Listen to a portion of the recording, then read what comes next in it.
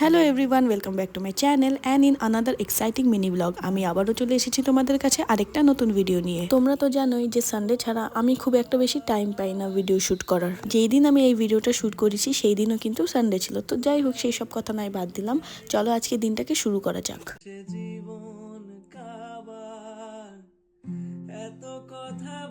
সকালবেলায় ঘুম থেকে উঠে প্রথম কাজ আমার এটাই থাকে প্রিন্সকে মর্নিং ওয়াকে নিয়ে আসা। অথচ প্রিন্স কিন্তু খুব সকালে ওঠে, বাট আমি কিন্তু সকালে ওঠার মেয়ে নয়। ঘুম থেকে উঠেই কিন্তু আমার কানের কাছে এসে খুচখুচ করতে থাকে। ওর খুচখুচুনি আওয়াজ শুনে কিন্তু আমারও ঘুমটা ভেঙে যায় তখনই। আমাদের এখানে না সকাল থেকে প্রচণ্ড পরিমাণে বৃষ্টি হচ্ছিল। প্রথমে ভেবে রেখেছিলাম যে আমি যাব না, তারপর যখন দেখি বৃষ্টিটা খুব একটা হচ্ছিল না, তো তার জন্যই আজকে এখানে প্রিন্সকে নিয়ে এসেছি। বাড়িতে আমি চলে এসেছি আর এখন আমি বানিয়ে নেব সকালের ব্রেকফাস্টটা, যেটা ছিল ম্যাগি। আজকে আমি বানাতে চলেছি ফ্রাইড ম্যাগি। তো প্রথমেই আমি সমস্ত সবজিগুলো ভালো মতন করে ধুয়ে কিন্তু কেটে নেব। এই ম্যাগি বানানোর ফুল প্রসেসটা কিন্তু আমি আমার ইউটিউব শর্টসে আপলোড করে দিয়েছি, তোমরা চাইলে সেখান থেকে দেখে নিতে পারো।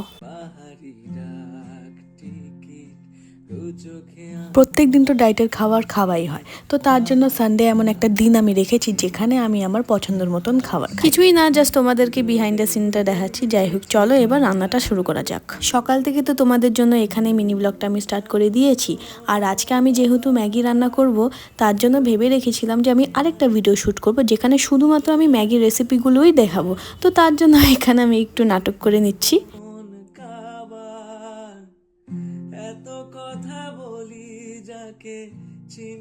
আমার এখানে ম্যাগি রান্না করা হয়ে গেছে। চলো এবার তাড়াতাড়ি এটাকে খেয়ে নিই, না হলে কিন্তু ঠান্ডা হয়ে যাবে। আর খাবারটা খাওয়ার আগে কিন্তু তোমাদেরকে তো আমি অবভিয়াসলি দেখাবোই যে আমার ম্যাগি রান্নাটা কেমন হয়েছে দেখতে। তোমরা কারা কারা আমার মতন এরকম ভেজিটেবলস দিয়ে ম্যাগি রান্না করে খেতে খুবই ভালোবাসো, তোমরা কিন্তু আমাকে অবশ্যই কমেন্ট সেকশনে এসে জানিও।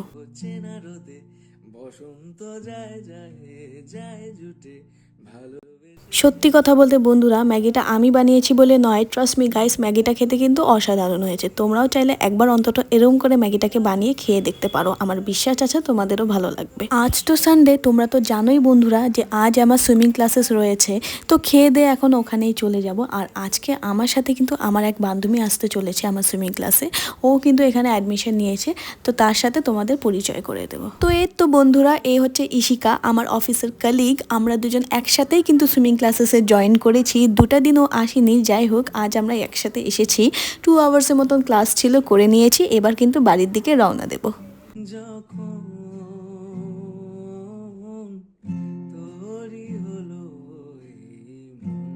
এই হচ্ছে আমাদের সুইমিং পুল, দেখতে কিন্তু অপূর্ব লাগে। সুইমিং পুল দেখলে কার কার আমার মতন স্নান করতে ইচ্ছা করে অবশ্যই কিন্তু আমাকে কমেন্ট সেকশনে এসে জানিও। এই তো জ্বলে পুড়ে ছাই হয়ে এবার রওনা দেব বাড়ির দিকে। তার আগে ইশিকা বলছিল ওর দুটো ফটোস তুলে দিতে, তো তাই করছিলাম। আমাদের না সুইমিং পুলে ভিডিও করা একটুকু অ্যালাউ ছিল না, তবুও আমি তোমাদের জন্য একমাত্র লুকিয়ে লুকিয়ে ভিডিও করে নিয়ে এসেছি। ইশিকাকে বাড়িতে ছেড়ে দিয়ে আমি আমার বাড়িতে চলে এসেছি। বাড়ি এসে কিন্তু সুন্দর করে স্নান দান আমি এখানে করে নিয়েছি। এবার কিন্তু করে নেব আমি নিজে স্কিন কেয়ারটা। বেশি কিছু অ্যাপ্লাই করিনি, শুধুমাত্র ফেস সিরাম, তার সাথে কিন্তু একটু পরিমাণে ময়শ্চারাইজার দিয়েই কিন্তু আমার স্কিন কেয়ারটা এখানে কমপ্লিট হচ্ছে। মাথা টাথা আসিয়ে নেব, এবার চলে যাব আমি আমার লাঞ্চটা করতে। আজ আমার মা লাঞ্চে আইটেমে রান্না করেছে চিতল মাছ, তার সাথে আমার পছন্দের চিংড়ি মাছ। আজ কিন্তু আমার মা চিংড়ি মাছটাকে বিভিন্ন রকমের সবজি দিয়ে রান্না করেছে। আর বন্ধুরা বিশ্বাস করো, আমার কিন্তু সবজি খেতে দারুণ লাগে। ভাতটাকে সুন্দর করে এখানে মাখিয়ে নিচ্ছি, তারপর কিন্তু আমি খাবারটা স্টার্ট করে দেবো। আমি কিন্তু সবজি খেতে খুব একটা বেশি ভালোবাসি না, বাট আমার মা যখন সবজিগুলোকে এরম চিংড়ি মাছ দিয়ে রান্না যখন করে, তখন কিন্তু আমার খেতে দারুণ লাগে। চলে এবার বন্ধুরা বেশি বকবক না করে খাওয়াটা এখানে তাড়াতাড়ি কমপ্লিট করে নিই।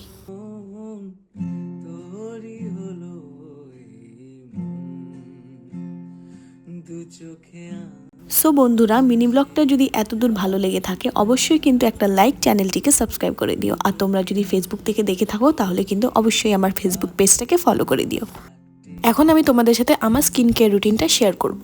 সো বন্ধুরা, প্রথমেই কিন্তু আমি আমার ফেসটাকে সুন্দর করে ফেস ওয়াশ দিয়ে ক্লিন করে নিয়েছি এবং আমি তোমাদের রেকমেন্ড করব যখনই তোমরা স্কিন কেয়ার করতে বসবে তার আগে অবশ্যই কিন্তু ফেস ওয়াশ দিয়ে ক্লিন করে নেবে ফেসটাকে। সো বন্ধুরা, আজকে আমি ইউজ করতে চলেছি জিভার এই ফেসিয়াল কিটটা, যেটা আমি কিনেছি নাইকা থেকে। এটার প্রাইস অ্যাপ্রক্স তো আমি বলতে পারবো না, কারণ এটার সাথে সাথে আমি আরও বিভিন্ন রকমের জিনিস অর্ডার করেছি। Multani mitti powder, nose strip, আরও অনেক রকমের বিভিন্ন জিনিস আমি এর সাথে অর্ডার করেছি। তো সব মিলিয়ে দাম নিয়েছিল ওই 1192 রুপিসের মতন, যেটা আমি ডিসকাউন্টে পেয়েছি। এক একটা ফেস শিটের দাম কিন্তু 45 রুপিসে করে আমি পেয়ে গেছি।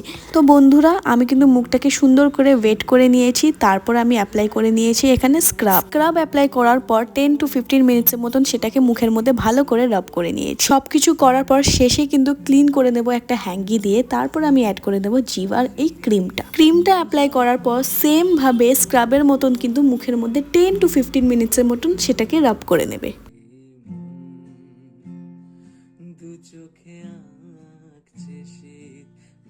ক্রিমটাকে কিন্তু সুন্দর করে মুখের মধ্যে রাব করে নিয়েছি। এবার কিন্তু আমি একটা হ্যাঙ্কি দিয়ে সুন্দর করে আমার ফেসটাকে ক্লিন করে নেব।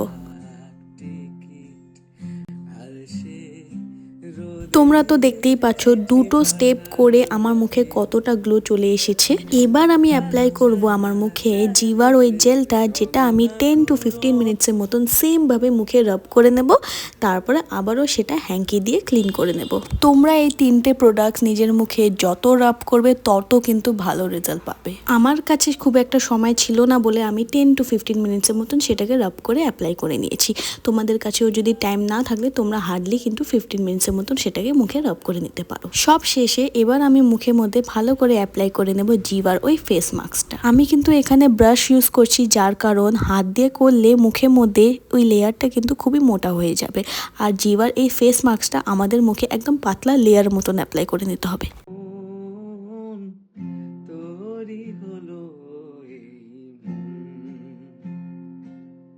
সুন্দর করে ফেস মাস্কটা মুখে আমি অ্যাপ্লাই করে নিয়েছি।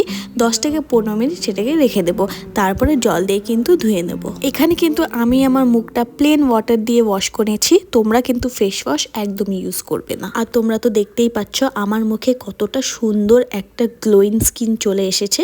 এবার আমি অ্যাপ্লাই করে নেবো নিজের নাকে নোজ স্ট্রিপ।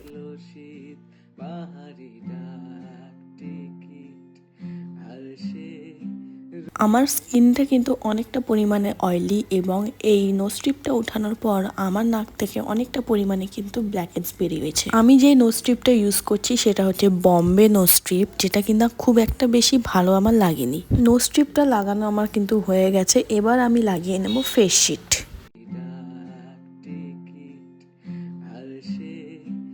সো বন্ধুরা, আমি এখানে 4 রকমের ফেস শিট নিয়ে বসেছি। একটা রয়েছে চন্দন পাউডারের, একটা রয়েছে শসার, একটা রয়েছে চারকোলের, আর একটা রয়েছে লেমারের। অনেকটা ভাবনা চিন্তার পর ফাইনালি আমি একটা ফেস শিট বের করে নিয়েছি। তো আজকে আমি ইউজ করব স্যান্ডেলউড পাউডারের, মানে চন্দনের। আর চন্দনের স্মেল কিন্তু আমার দারুণ লাগে। ওরা এই ফেস শিটটাকে এমনভাবে দিয়েছে, লিটারেলি বন্ধুরা আমার কিন্তু 10 মিনিটস লেগে গেছিলো এটাকে খুলতে। যাই হোক, অনেকক্ষণ বাদে আমি এখানে ফেস শিটটা পরে নিয়েছি। তোমরাও চাইলে এই ফেস শিটটা ইউজ করতে পারো, এটার রেজাল্ট কিন্তু দারুণ আসে। এই তো 10 থেকে 15 মিনিটের মতন আমি এটাকে নিজের মুখের মধ্যে লাগিয়ে রেখেছিলাম।